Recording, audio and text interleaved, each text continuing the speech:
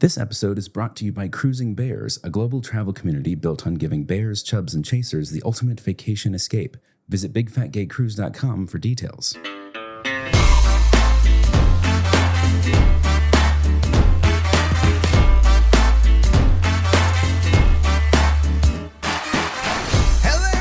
Welcome back to the Big Fat Gay Podcast, where we love to talk about the things that are weighing on our minds. My name's Don Marshall. I'm a big chubby guy living here in sunny Hollywood. And today I am the mad midnight baker, what bakes at midnight, because I'm a slave to my sourdough. And when it says you bake me now, I bake you now, even if it's at 1 a.m. in the morning. So, good heavens, man. I have 2 loaves of fresh bread. Wow. That sounds delightful. Hey, my name is Dan Oliverio, author, public speaker, and chubby chaser. And today I am a morning after a spring rain evening, boy. It is just so lovely here, and the clouds and the fresh rain. It'll probably get clearer this afternoon, and it's a lovely Sunday. It's going to be a lovely Sunday, folks. But you're going to hear this on Wednesday about a lovely Sunday. And aren't you uninformed? I'm Trevor Keyson. I'm a super chub, and today I'm a topsy-turvy boy. It's been a weird weekend, and it's been fun. Huh. It's the least convincing. It's fun, like when you're nauseous after a roller coaster, kind of fun. Hi, my name is Michael Willer. I am a chubby chaser. And I'll echo Trevor's sort of weak-willed. It's been fun. It's been a very intense work week, and I'm taking a fully. This weekend, I was like, there's all these like side projects and things that I could work on for fun, but no. I'm just shutting the brain off and enjoying free time. So in this mad world that all of us are enjoying a little bit of free time in, thank you for spending some of your free time with us. We want to say a special thank you to our Patreons our Patreon patrons. There we go. That's the word I'm looking for. That have stood with us through thick and thin and kept our editors paid and our episodes rolling on out. We want to thank our partners at Cruising Bears. Remember, they're getting ready for their bigger cruise, Alaska, launching on June 27th. You can find additional details on that at bigfatgaycruise.com. Thank you to our partners over at Bearskin. Don't forget, you can get 15% off with our promo code BigFatGayPod, and use our Big Fig link if you want a new mattress and support the show. Also, don't forget, we have our Discord and our newsletter for additional details in the world that we can't get to in the show, or additional details on things we do. So check those out. Very true. Yeah. So speaking of Discord, I want to thank everyone that weighed in on the story I shared in last week's episode.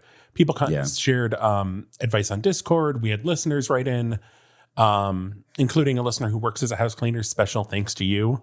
So I wanted to update on that situation. So if you didn't listen to last week's episode, or you don't remember, after we got back from our trip, I had a conversation with my mom, who we use the same house cleaner. And my mom said that she kind of went into this tirade about remarks about my weight, about Dan and I's relationship in regards to my weight. The cleaning lady went into the tirade. Yes. And so last week we kind of talked about how do you navigate the situation.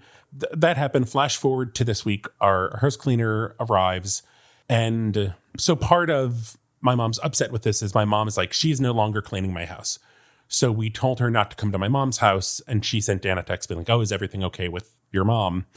So we're like, okay. And when the first thing she said when she came in is like, is your mom okay? Naturally. And Dan and I are like, well, that's what we want to talk to you about.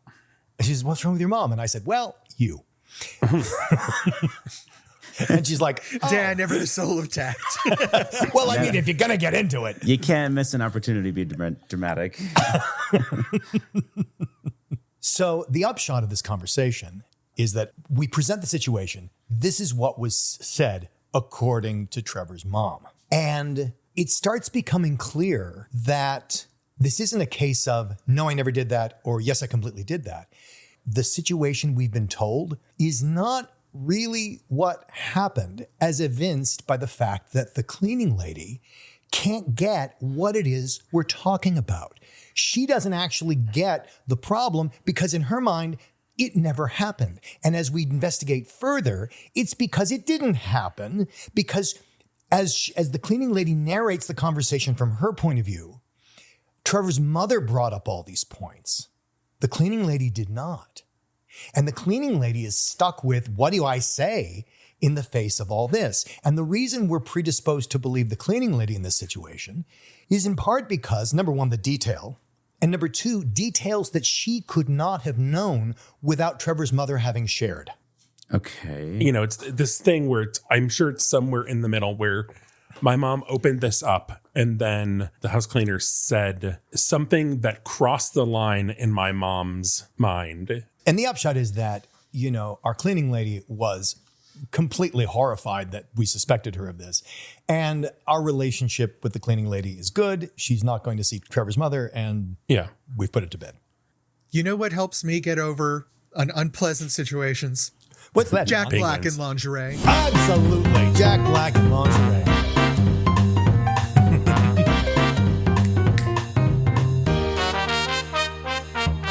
So from Them Magazine, Samantha Allen is talking about how you cannot deny the raw sensuality of Jack Black in lingerie on SNL. And she is sharing, so frequently on SNL, they have these pre-recorded skits that are cut for time. And this past week, Jack Black was hosting SNL to promote, you know, the new Mario movie, Super Mario Galaxy. And there was a skit by Martin Herlihy, who does a lot of these pre-recorded sketches. And there's one called Simon's Life, which is, there's a lot happening. There's a lot in it. So the video starts with this man talking about being home for a holiday meal or a meal with the family, and his adult cousin invites his whole polycule. So we get to meet the members of the polycule, and then we also get to meet someone who has an interesting new career because he's just started work for a company that makes male lingerie. And it's called Brian's Secret, like Victoria's Secret, but no, it's Brian's Secret, because I think Brian is the most straight name, boring name you could think of. Sorry, Brian. But it's like, it's not Aloysius's secret. It's like Brian's secret. Yeah. And so then it cuts to that particular actor in lingerie. And then we'd have the whole polycule parody. And then it comes back to the narrator, like the guy who is talking to us about this holiday meal. And then he says, but you know, maybe that polycule thing, maybe they're on the right track, because, you know, none of them are alone. And it cuts to him walking in on his wife, who is in bed with Jack Black. Reveal, Jack Black's in ladies' underwear, or at least men's underwear, or at least, and then he does a promo for Brian's Secret. Yeah. Yeah. And so that's how the whole thing connects. When I saw this sketch, I'd never heard of it, right? And I admit, I was kind of expecting the joke to that it be just that Jack Black is fat and in lingerie. Nope. And that wasn't it. I was wrong about that. I think if they had Chris Hemsworth in the same role, it would have been used the same way. Yeah. I mean, I guess the joke is that it's just unexpected, but yeah, I mean, Don's right. Like, it would work equally well with any None of the other photography male actor is cast. meant to highlight how fat he is. There's no joke to it. No. It's just that he's a male body and he's showing off the lingerie. That's it. No, and I think the joke is, why don't men have lingerie? And actually, men do have lingerie. I think bearskin is a pretty good example of that. Yeah. One of our sponsors. We're sponsored by some. But, you know, and also Fendi, you know, a friend of the podcast, Dexter Mayfield, has done a lot of work with Fendi and with male models and male lingerie. And it isn't that. It's just that most people haven't heard of it. And when people think of male lingerie, they only can think of female lingerie on men, and we're off to the races. So in something a little more sobering and serious, I think we need the Eagle, Don. Fat Watch 2026. Yes, that's right. Lingerie for eagles. Lingerie for eagles. You know, picturing little claws with red lace on. That's right. Or, you know, the S&M version with a beak cage. Anyway, we're talking about William Hornby, whom we featured, I think, only an episode or two ago on the Chubbies. I gave William a Chubby. And he's got a new piece, a new rant about Grindr and how Grindr is selling weight loss drugs. Yeah. For, it's right there. It's like, so, you have all these headless hot torsos and like, here's the weight loss click. So the title of William Hornby's piece is Lose Weight for Better Sex, a new way to profit off insecurity. And it's a good one. It's good. And I wanted to sort of summarize the argument. So basically Grindr is selling GLP-1 drugs and it's right on the app and they're doing it via a company that they set up called Woodwork. And it works as sort of, they're not actually manufacturing the drugs. Their Woodwork is a sort of marketing medical compounding interface between the Grindr user and the online physicians who are able to prescribe this. And it works in a lot of the way that Hims would work or other online compounding facilities. So what Hornby points out is that Woodwork by Grindr is associating dating success with thinness. And his objection is that he's preying on users' insecurities about their bodies. They're making money selling drugs for weight loss and basically preying on all the insecurities because they're not just selling weight loss now, they're also selling pills for erectile dysfunction, low libido, hair loss, scrawniness because you can get testosterone through this. Yeah. Medical testosterone, you can get a doctor to sign off on it. And so Hornby is making the argument that these drugs have legitimate uses, but what they're doing here is simply perpetuating insecurities and profiting off them. And that is not a legitimate use, as he says. And preying on eating disorders. I mean, the fact that eating disorders are not screened for. No. And in fact, your user base, your customer base has a higher propensity for eating disorders and body dysmorphia. Yeah. So that's the gist of the article. I do have a degree of ambivalence about this because part of the article talks about, the right uses for these drugs and the wrong uses for these drugs. And that's where I think, I get where he's coming from. I think that has a definite validity to it. I get a little suspicious when people are telling me or telling people like you're allowed to use this drug, but you over here, you're not allowed to use this drug. And I don't think that's what the point is. The point is that this is basically making money from an unethical procedure. And I get that. That's the point of the article. I object to the predatory handmade nature of this. It's literally a little stall. If this was a brick and mortar business, right? You would be you'd be making a little stand that sells Weight Watcher subscriptions and be putting it in front of like a Gap store where they only sell mediums and smalls, right? Yeah. So that everyone who goes in there leaves feeling fat and then gets preyed on by the predatory handmade company that sits in front of it, waiting to catch anybody that's leaving feeling a little low in the moment. Right? Sure. And there's something else in the article that I really like. He's quoting an executive from the LGBTQ community and talking about how this is just another example of the process that we've become all too familiar with, enshittification. Like, how can we make something worse and get more money out of it? How can we extract more money? And if the quality of service declines, well, so what? What are they going to do about it?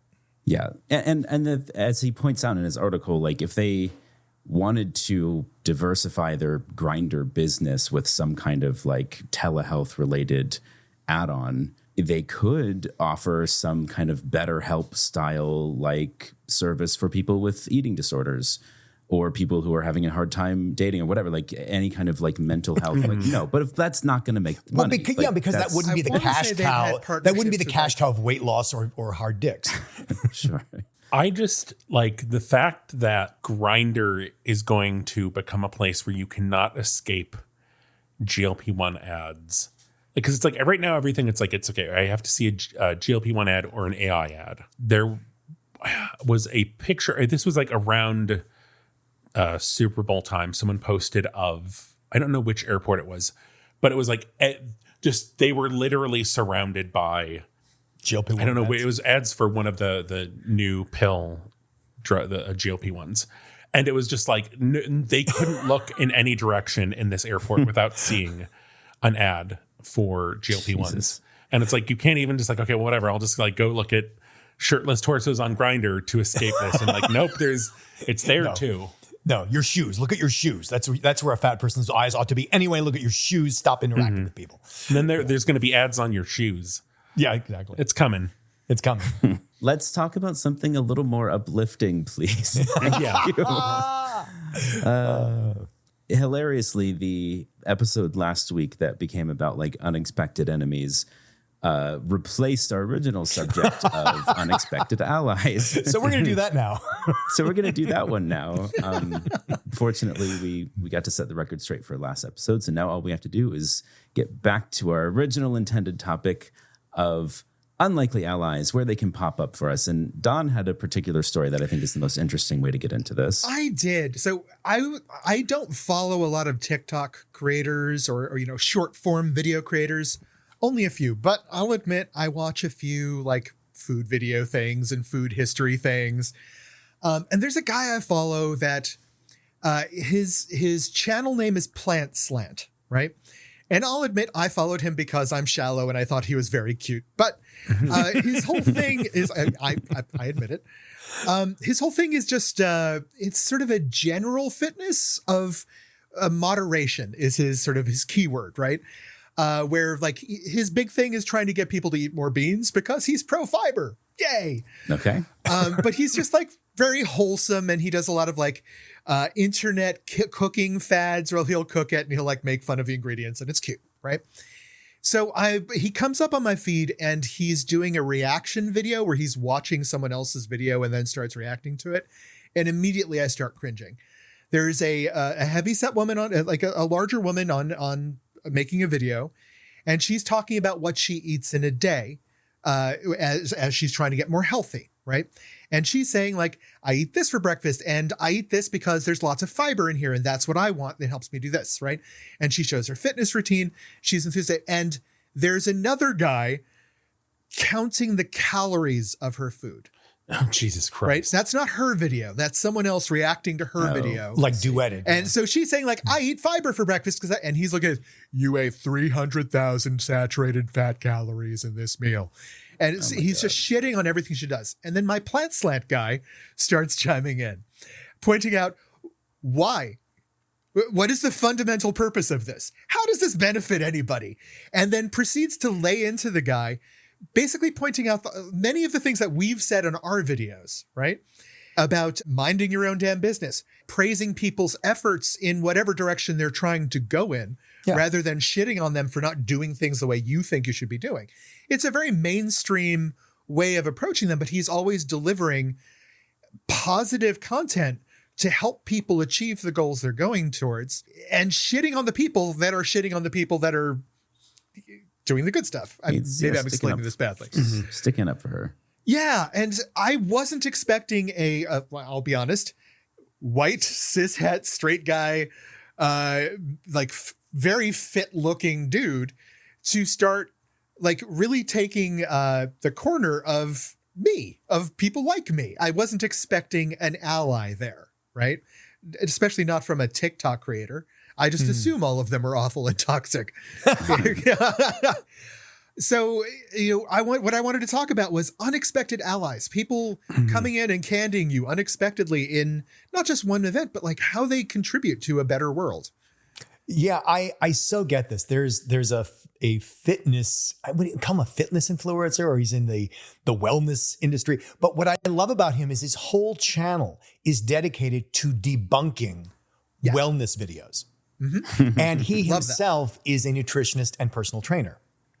And what's even more remarkable, put your seatbelts on, babes, he's British. So he's actually what the fuck? Yeah, exactly. And I think a lot of these pro, or I should say anti-fat are coming out of Britain because it can be so toxic, particularly in that culture.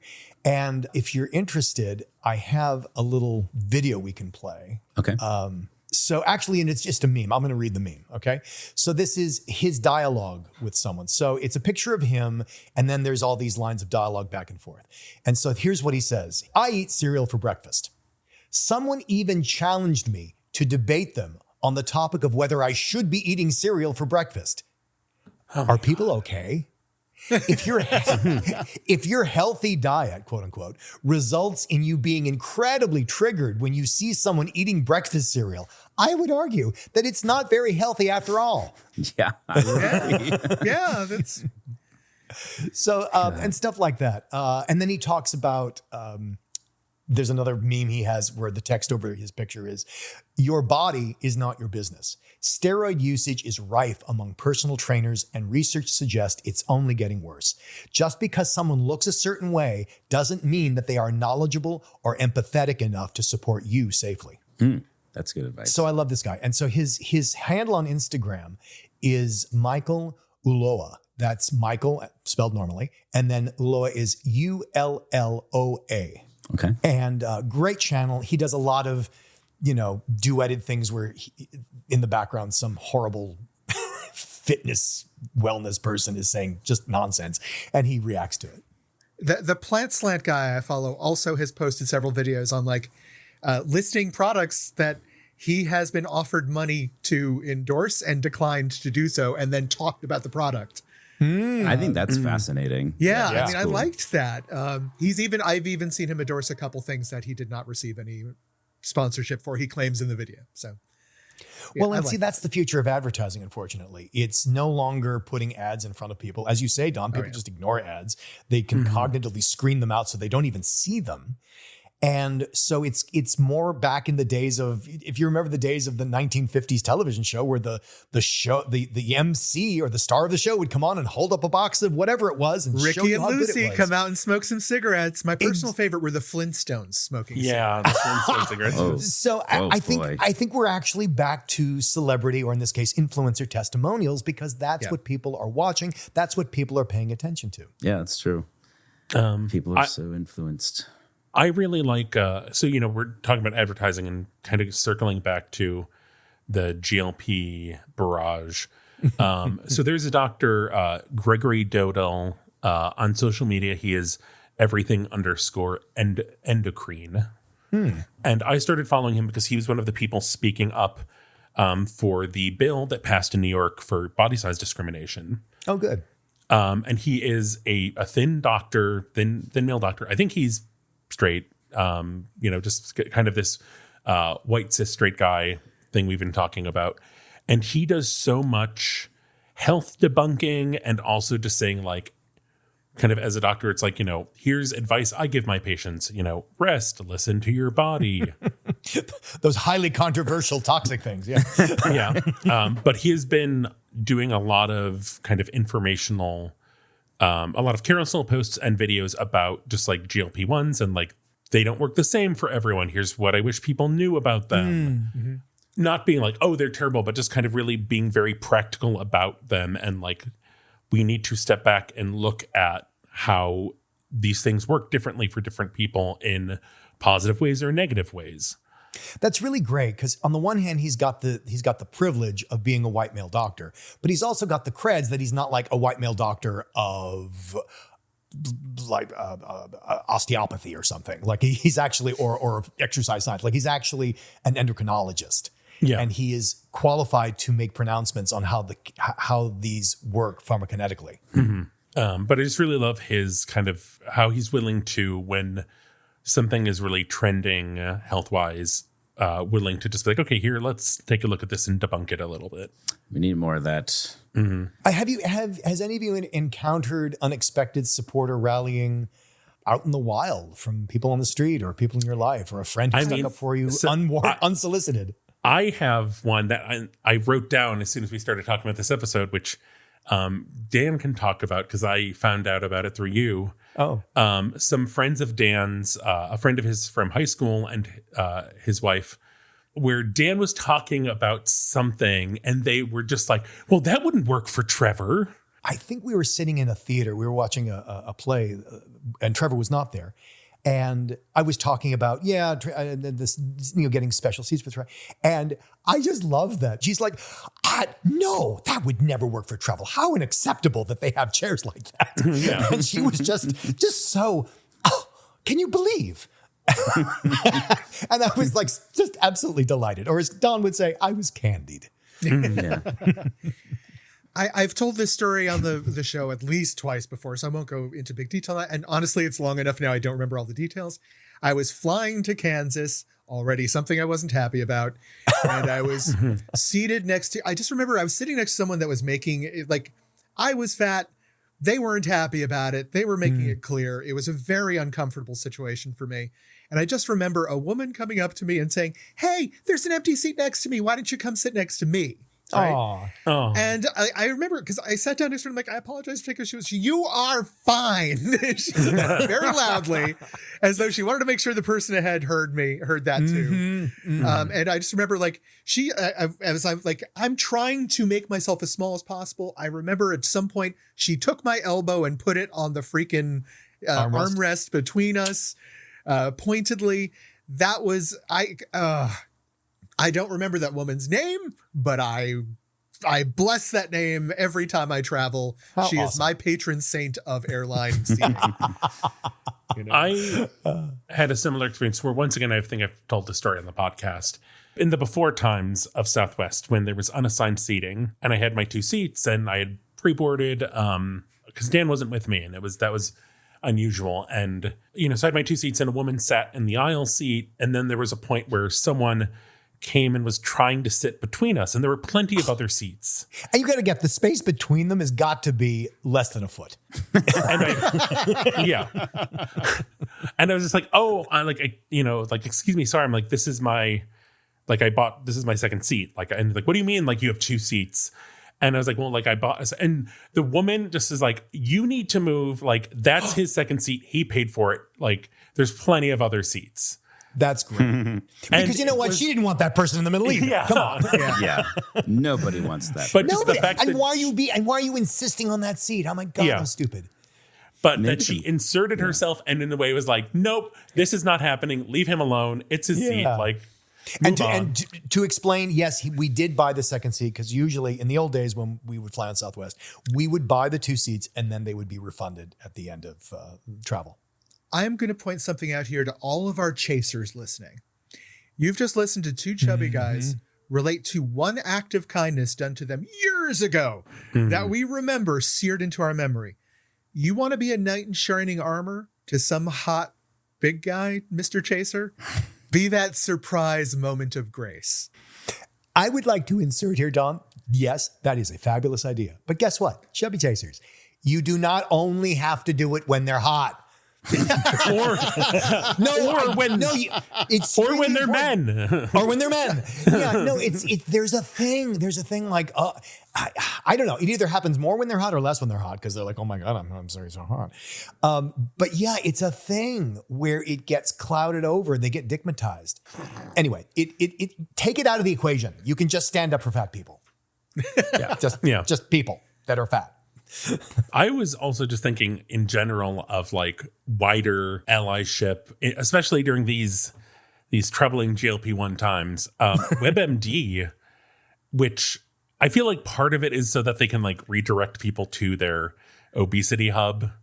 But there has been just so many more like articles like talking about fat people doing cool things and talking about fat shaming and stuff, which I would never really have expected from WebMD, especially now. Me either. So allyship, even those small acts of kindness, can carry a lot of weight and echo and cause ripples that go out like you wouldn't believe.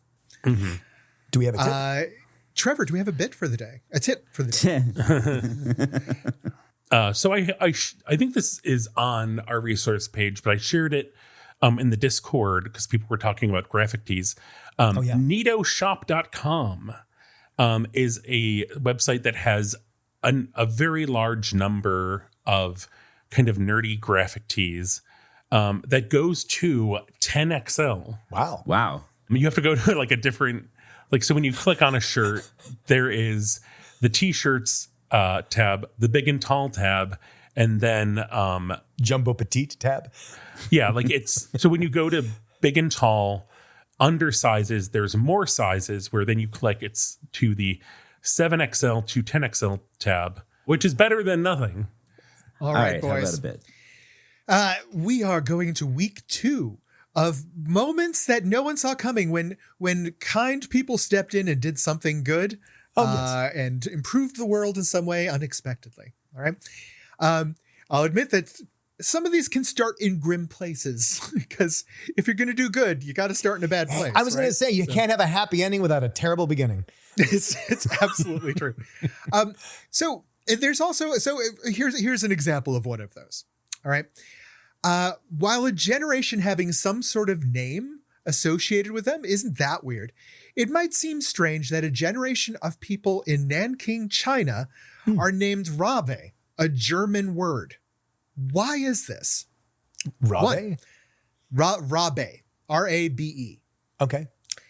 A German corporation supplied Nanking with free vaccines during an outbreak of the Spanish flu, saving thousands of lives. 2, a German man named Rabe saved thousands of lives during World War II. 3, the generation was named by Nazi occupiers, and the people kept it as a sign of defiance when the Germans were removed. Or 4, it's a German mispronunciation of the Chinese word that stuck because of its mistaken meaning in Chinese, meaning masculine magnificence.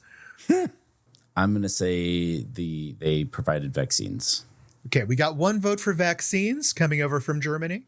I was going to go with the fourth one. I want to go with the fourth one too, Don. Okay, we got 2 for German mispronunciation of a Chinese word that stuck because its mistaken meaning in Chinese, masculine magnificence. Well, none of you picked the real one. Oh. A German man named Rabe saved thousands of lives during World War II. And here's the story. Although ordered to leave the city for his safety, Rabe, the commander of the Germans in China at that time, basically created a safe zone in Nanking while the Japanese were sacking the city. That makes more sense. He created a safe zone of 250,000 people, including 650 civilians he buried in his own garden at home. Oh, dear. And that 250,000 people he saved became the progenitors of the Rabe generation of Nanking, the survivors of the Japanese sacking. I'm not meaning to hold this guy up. He was a dedicated Nazi that believed in the Nazi beliefs, but I'd like to show that even horrible people can do wonderful things when the moment is right. Let's see. During the American Civil War, cotton was one of the main sources of income for the Confederate South, and one of the main ways they funded their war efforts, which were being used to maintain slavery in the United States, right? Thus, it caused quite a commotion in the Confederate South when, 1, Manchester, England, one of the biggest centers for textile mills and thus one of the biggest consumers of raw materials, refused to buy American cotton until slavery was ended. Or 2, textile and rope mills in France, Germany, and Spain switched to flax and hemp instead of cotton during the Civil War. 3, European shipping companies started declining to ship cotton across the ocean until slavery was abolished. Or 4, Queen Victoria declared that she would not wear American cotton until the war was settled, causing a major fashion change across Europe that caused cotton prices to plunge. I'm going to go with the change from cotton to hemp. We have France, Germany, and Spain. Mm-hmm. We got 2 for that, Michael. Yeah, I like that one too. It's a good one. That was the distractor. It was Manchester, England was the center of production for textiles across all of England. When they stopped using cotton, they were effectively shooting themselves in the foot. That was the main thing they used. But they were so against slavery that they decided, no, that's not going to happen. And that created a major hit to the South during the American Civil War. Yeah. Now, one of the things that tends to happen when a bunch of people come together to make something good in a hurry, they don't always have time to come up with really descriptive, helpful names for their group. So what was the Louisiana Cajun Navy? 1, a fleet of amphibious trucks FEMA used in swamps. 2, a group of volunteers that helped post-Katrina. 3, a food assistance program run by former Navy cooks. Or 4, a charity that shipped emergency supplies along the Mississippi River during flooding. I like number 1. Just caught my fleet of amphibious trucks FEMA used in swamps. Yes. I think it's using the Mississippi River to get supplies around. And Trevor? What was the second, the Hurricane Katrina one? A group of volunteers that helped post-Katrina. I am going to say that. Oh, that one sounds familiar. The correct answer is a group of volunteers that helped post-Katrina. Yeah, this is a beautiful story. When Katrina ripped through New Orleans and the eastern Gulf Coast, it caused major destruction. It was horrible. But basically, they announced anybody who wants to help the people of New Orleans, please come to this Acadiana Mall in Louisiana. They expected maybe 24 or 25 boats to provide assistance. They got between 350 and 400 boats to assist with recovery in Katrina. Damn. All civilian people stepping up just to do their best to help. Our last one for the day. Okay, guys, I wasn't able to verify this story. It sounds like utter bullshit to me, but it's a great story. So here we go. According to a popular story circulated among Allied soldiers during World War I, an Australian sergeant was showing his men proper grenade throwing technique using a can of beef towards enemy lines. All right. After demonstrating the perfect throw with the can landing cleanly behind enemy lines, what happened next? 1. The enemy soldiers thought it was a grenade, ran from their position, and were captured with no casualties on either side. 2. The enemy returned fire with a hail of canned goods. 3. The enemy surrendered, thinking that the can was an offer of mercy. Or 4. A few minutes later, a tin full of tobacco is thrown back with a note in rough French, the lingua franca of the time, thanking them for the gift of beef and offering the tobacco in return. I love the idea of throwing back tobacco. I think that's perfect. Yeah, I think that they threw back something else. I want to think that it's the first one because that's kind of funny to me. They thought it was a grenade, ran out, and were captured. That's fair. In fact, the correct answer was they threw back tobacco. Oh, yeah, I got with a friendly note. I love that. I love the idea of like beef. Coffee. Tobacco. Here you go. There you go. By the way, Dom, I want to commend you on that distractor of the hemp. That was very clever. I love me my hemp. So, gentlemen, have you ever thrown a can of beef and had something strange happen afterwards? Trevor, where can they tell us all about that? Well, we're on Instagram and Blue Sky as at Big Fat Gay Pod. We're on Facebook as the Big Fat Gay Podcast. Leave us 5 stars and a review there or on your preferred podcast platform. Support us on Patreon at patreon.com/bigfatgaypod. See the articles we talked about at www.bigfatgaypod.com. Baby, maybe you were flung back in time. You're on the front lines. Oh dear. And you hear a whirring, a zoo, and then a clunk, and it's a can of canned beef, canned corned beef, and you're hungry, so you're gonna open it up, and it's Michael's inside. And he has a little note in French, and he says, "Oui."